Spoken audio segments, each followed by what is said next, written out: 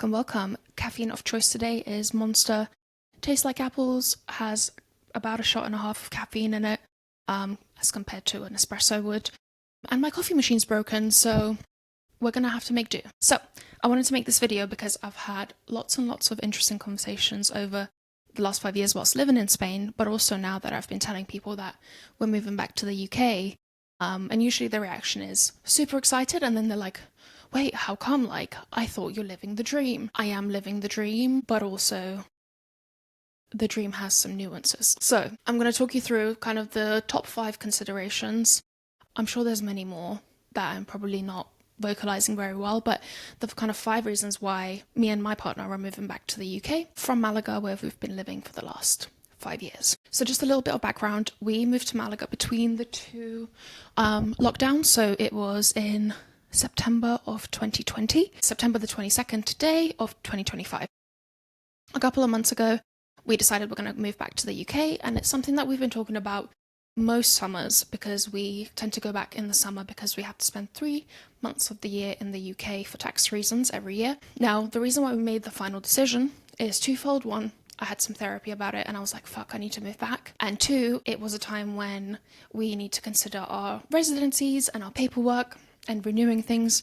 So we were like, let's just bite the bullet and do it. So with all of that out of the way, let's talk about some of the main reasons to why we're moving back. And this is obviously reflective of my experience, and I'm not complaining about living in Spain because it's wonderful and I will miss it. But these are the 5 reasons why I'm choosing to move back to the UK as an immigrant as well. I'm Lithuanian, so I migrated to the UK when I was 10 and I lived there until 26. First reason is relationships. Most of my network, most of the people that care about me, most of the people that I care about live in the UK.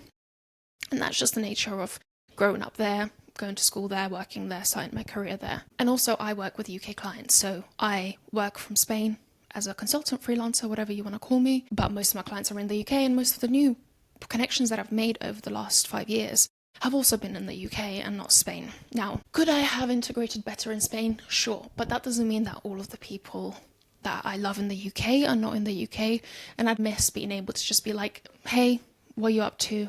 Come over tonight, let's make something to eat, or hey, are you free? Let's go do something. I miss that a lot. And also my mum is in the UK and she's not getting any younger. Don't tell her that. But being closer and being available and being able to spend more time with her is really important for me, as I think is for most people when they realise that their parents and grandparents are aging. The second reason why we're moving back to the UK is actually tax and business ownership based. So I know a lot of people complain about how much tax we pay in the UK and blah, blah, blah, blah, blah. But trust me, tax in Spain is no better. And there's less incentives in terms of things like capital gains tax allowance and dividends, and basically being able to be a freelancer for free. What else? Things like SEIS and EIS investments. The ease of owning a company and being a director. Spain is really not set up for that. Like, a good example of this is if you wanted to be a freelancer in Spain, and when I say freelancer, I mean self-employed, you would have to, out of pocket, today start paying the government 300 euros every month, regardless of whether you make money or not, in order to cover any kind of social expenses that you might accrue, so healthcare, etc. That's just not the case in the UK. And also company ownership is quite complicated in Spain, and most people don't own companies in Spain because of how expensive it is to employ people. So this was quite a few years back, but we were looking to employ someone in Spain for the UK, and I think we wanted to pay her 35,000 euros a year, so that's what hits her accounts before her personal tax. And I think the math ended up being like we would end up paying 45 or 50,000 pounds, 50,000 pounds euros a year when you add in all the company expenses. So in the UK, obviously employers' national insurance is the thing, but it's nowhere near the amount that you rack up here with all of the additional employer costs that might be. So in that sense, Spain is no better than the UK. I'd say it's worse when it comes to taxes and entrepreneurship. So our tax status has been in the UK, and obviously I'm an immigrant, meaning that I still have my Lithuanian passport and I have indefinite leave, which means that I have to be in the country for a certain amount of time, and all of that stuff just gets more and more complicated the longer you're out. So it's one of the kind of big reasons why we're moving back. Okay, the third one is a little bit strange, but bear with me, it's water. If you have a look at the data, Spain and southern Europe in general is going through desertification. By 2100, is that how you would say? 2100, a lot of southern Europe will be officially classified as desert. And for Spain, it will be only the kind of the northern ridge of where Bilbao and Santander and those places are that will still be not considered desert. So sure, that's a problem, but why is it such a problem for me? So ever since we moved here, so we're in the south of Spain, of course, we've had a drought.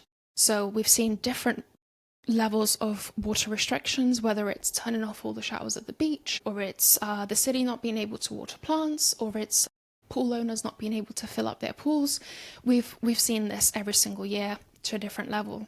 And then the other side of it is, for example, last year, we had an insane amount of rain that caused lots and lots of damage and lots of flooding, but it's that to and fro and not knowing what kind of state you're going to be in. And I'm a gardener. In my future, I want a big garden with lots of things in it, and I want to be able to know that my water supply is secure. You know, again, if you buy land in Malaga, unlike in Northern Europe, you can't just drill a well. It's just rock. There's nothing to drill into unless you're super lucky and you're on an aquifer that's actually full. So it's just not something that long term would be feasible. And kind of the lifestyle I want to live long term, it wouldn't be here because it just doesn't have enough water. So that's one of my reasons. A little bit of a niche one, but it's something that you really notice when you live in a place that has drought and has water issues that maybe you don't notice as much, although we have drought in the UK every summer now. It's still a little bit different because you know autumn guarantees rain. Whilst here, might not rain till April. We just don't know at this point. My fourth reason for moving back to the UK is monoculturalism. I don't know if that's a real word, by the way, but I'll explain. So southern Spain is very Spanish. Most people are Spanish, except for obviously tourists.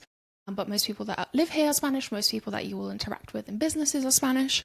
And having grown up in London, in East London, I am a huge fan of multiculturalism. A really good example of how bad it is in Malaga is there is a specialized spice shop that I have to go to get ground coriander. Like, are you kidding me? Ground coriander is not even like an exciting spice.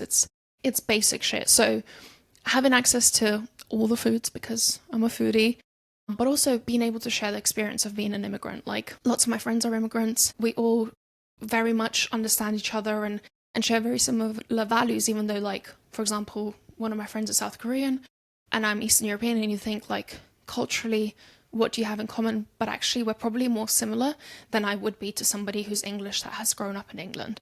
So I really miss that, and I really miss the feeling of walking out and seeing people from everywhere and being able to people watch and to enjoy culture in that sense. And I realize that that's not a thing for everyone, but it's something that I don't think about, but I notice a different feeling. So when I return to London and it is that way, I just feel a sense of like peace and fulfillment. So yeah, it's a big point for me, much like water, a bit of a strange one, but I think if you're an immigrant, you understand that connection and feeling you have with other immigrants. So that's why that's there. And last but not least, let's talk about something that I will miss, but I won't miss the extremes of, and that's weather. Now, the first thing that people say when they hear that I live in Malaga is like, oh my god, you're living in paradise, how's the weather? It must be warm all the time. It is.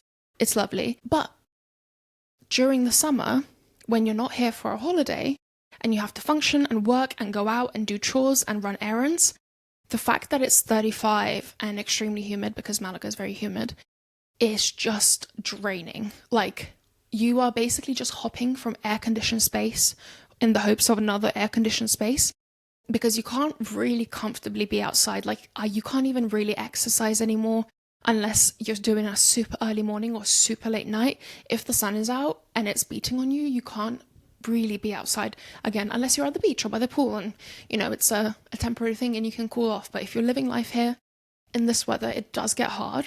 And then the winters are a mix of really lovely sunshine, very mild temperatures, but also just stormy weather and sandstorms happens. I might, if I find a picture, I will pop that up of Kalima. It's when Saharan sands come and cover everything. It's really fun. It's not. So yeah, the weather and the seasons are kind of weird and mushed together and non-discrete. And again, as a Northern European, I really appreciate long hours in the summer, and spring and autumn and even winter, you know, and all of the things that come with that. And again, it's not something that I actively think about, but I was watching a TV show with my friend the other day, and there was a scene, I think it was in like the Hamptons in New York, where they were having like a fall activity outside, and I was like, oh my god, that looks so cozy. I miss that so much. So it's definitely something that I'm going to really enjoy when I go back. And I know, again, everyone wants the warm weather and everyone talks about the sunshine, and I get all of that, and I enjoy it and I love it, and I will miss it, I'm sure.